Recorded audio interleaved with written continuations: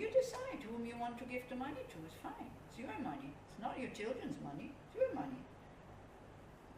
Yeah. So because also the less money there is, the less there's a chance that they will start to fight over it. It's usually very rich people when there's a lot of money. They already have a lot of money, and the parents also had a lot of money, and then they start court cases and I don't know what. So if there's nothing left, no need to fight. So spend it. Ask your children, if you have children and you start to get older, what do you think?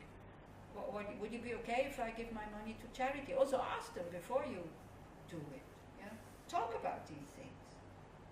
Because then we start to value life again when we prepare. Otherwise it's big chaos. It's difficult enough when somebody goes.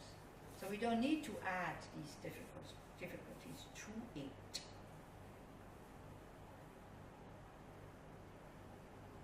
Okay?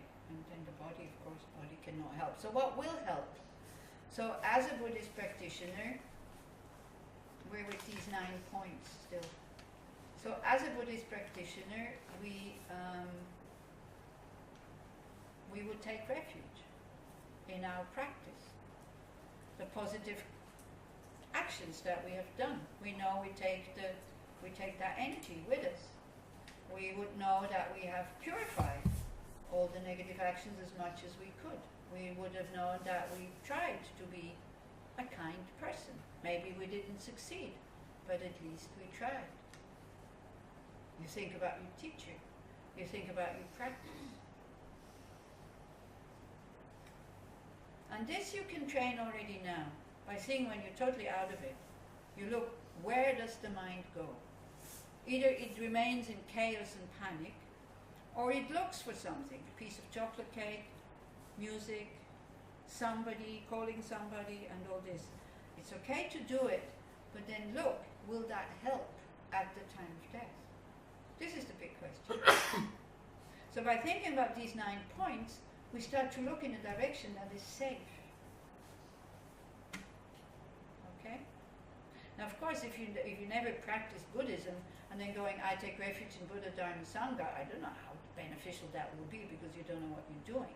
But if you have practiced and you have a good relationship to the practice, you also have a good relationship to the Buddha and to Dharma and to Sangha.